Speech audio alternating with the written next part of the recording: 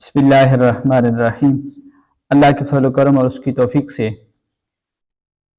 آج 30واں سالانہ 29 روزہ فاملین کورس کا 8واں لیکچر ہے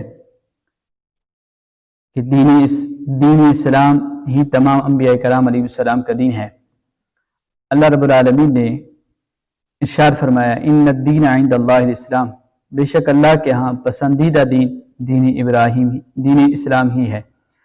حضرت ابراہیم علیہ نبینا علیہ السلام نے اپنے بیٹوں کو یہ نصیحت کی تھی وَوَصَّى بِهَا إِبْرَاهِيمُ بَنِيهِ وَيَعْقُوبُ يَا بَنِيَّ إِنَّ اللَّهَ اصْطَفَى لَكُمُ الدِّينَ فَلَا تَمُوتُنَّ إِلَّا وَأَنْتُمْ مُسْلِمُونَ کہ بے شک تم نہ مرنا اس حال میں کہ مسلمان ہو کر۔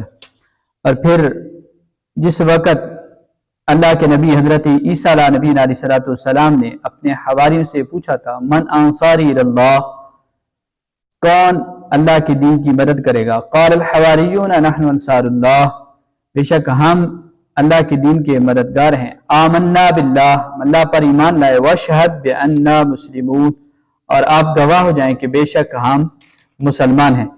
پھر اللہ کے نبی حضرت یوسف علیہ نبی علیہ السلام نے بھی رب کے حضور دعا کی تھی توفنی مسلمہ والحقنی بالصالحین، مالک مجھے مسلمان ہی میں موت عطا فرما۔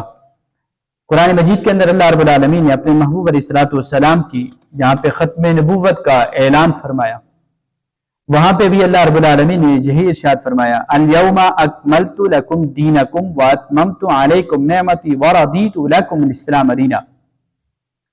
اے محبوب صلی اللہ علیہ وسلم، آپ کے لیے آج ہم نے اکملت لکم دینکم، تمہارے لیے دین کو مکمل فرما دیا، واتممت علیکم نعمتی، اور اپنی نعمتوں کو تم پر تمام کر دیا، ورضیت لکم الاسلام دینا، اور تمہیں دین اسلام عطا کر کے ہم تم سے راضی ہیں۔